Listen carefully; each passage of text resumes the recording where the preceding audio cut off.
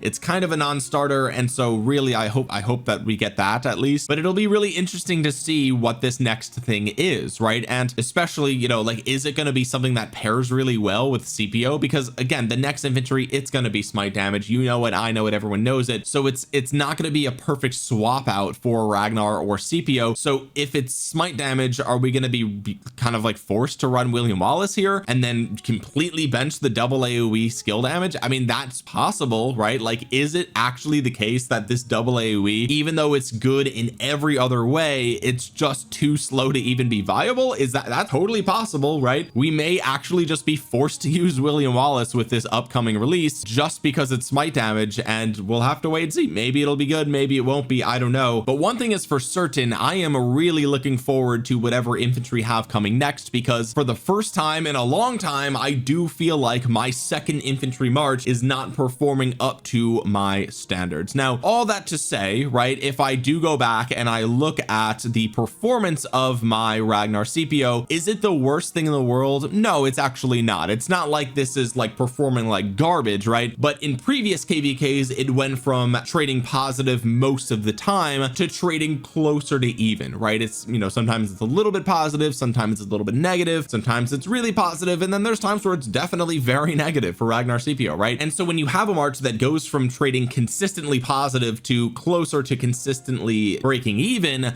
that's when you start to worry about the future of that march, right? Because the next step after that is then now you've just got a bad march that's trading negative all the time, right? Then you're entering like Hua zone territory, you know what I mean? So it's like, I don't want to see Ragnar Scipio land in that position before we get something better to replace it, right? Like, I'd rather replace it now while it's still trading even or slightly above even than have it deteriorate even farther into 2026. And we're going to be, you know, after we get this upcoming infantry, it's going to be another like 9 months before we see more infantry, right? And I don't want to see infantry be in this current position for the rest of the year. That would not be fun as somebody who selfishly runs 2 infantry marches. Right now, I also run 2 calves, so if anything, I can just start investing more into my second cav march, but I'll save that discussion for my end of KVK video. But guys, if you made it to the end of the video, consider dropping a thumbs up on it. It really helps out the channel a ton. While you're down there, consider subscribing to the channel and clicking the bell to be notified the next time I upload a Rise of Kingdoms video. You guys might think you're subscribed because you've seen a lot of my videos, but you're actually not. Double check down below and comment down below your thoughts on Ragnar Scipio in 2026. Are they still fantastic for you, or are they coming up short? Let me know in the comment section below. And with that being said, guys, thank you so much for watching. This has been Omniarch. I'll talk to you guys again soon. Peace.